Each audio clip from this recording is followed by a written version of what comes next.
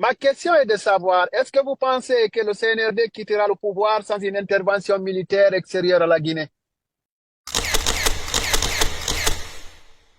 Alors, moi, ce que je voulais dire, je vous donne la primeur.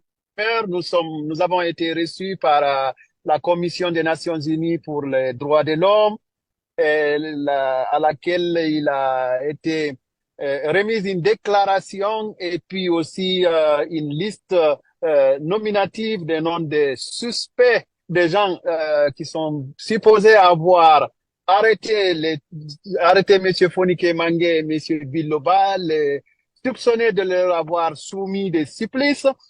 Et puis, nous avons eu un entretien qui a duré près d'1 heure pour exposer la situation guinéenne en matière de violation des droits de l'homme, en matière d'inquiétude sur la conduite de la transition, la politique, la constitution. D'ailleurs, vous êtes en train de discuter de la constitution.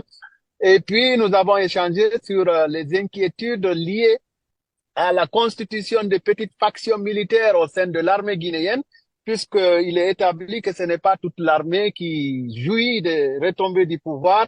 Voilà, brièvement, voilà ce qui a été dit.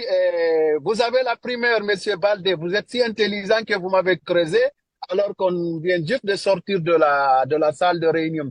Bref, euh, une petite question, puisque Non, je suis un peu désolé. à combat d'abord ces noms-là, est-ce qu'on peut avoir quelques noms Deux. de ceux qui supposaient La, avoir arrêté tout à Conakry? Quelques la noms. liste, La liste. voilà, juste. Ah, certainement, vous avez vu la publication faite par Monsieur Kounduno qui a Mm. diffusé une liste assez longue. Il serait très laborieux pour moi de vous dire toute la liste, mais tête de peloton, généralement Mamadi Oui, Doumbouya. d'accord. Allez-y pour votre question. Alors, ma question, c'est que je suis quand même de la même lecture que moi sur le fait que on nous a sorti un rapport qui présente les grandes lignes du projet de constitution, mais c'est un rapport qui présage de nouveaux conflits et ces conflits ne seront, si vous voulez, profitables qu'au CNRD. Parce que il est établi que si, par exemple, le référendum était infructueux, et si les conflits continuent à être alimentés, c'est que le CNRD va en profiter parce qu'il restera, il gardera le pouvoir. Ma question, Monsieur Baba, peut-être que ce sera une question difficile pour vous de répondre dans les détails, mais je la pose quand même parce qu'elle me préoccupe. Ma question est de savoir, est-ce que vous pensez que le CNRD quittera le pouvoir sans une intervention militaire extérieure à la Guinée?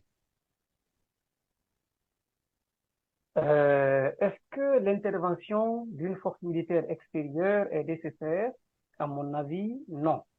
Mais si le CNRD ne laisse pas le choix aux Guinéens et à la communauté internationale, eh bien, écoutez, nous nous trouvons tous devant un fait accompli. Cela dit, nous ne le souhaitons pas.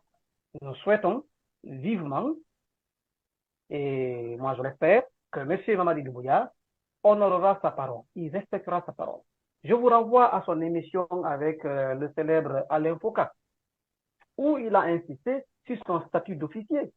Il a lui-même évoqué le principe de la parole, du respect de la parole donnée pour un officier militaire. Voyez-vous, on a beau le traiter de légionnaire, on a beau le traiter de caporal, lui, dans sa peau d'officier, puisqu'il arbore le grade de général, il dit qu'il va respecter sa parole. Et le porte-parole du gouvernement, pendant longtemps, n'est-ce pas, a ressassé cela en rappelant qu'il ne fera pas un seul jour de plus.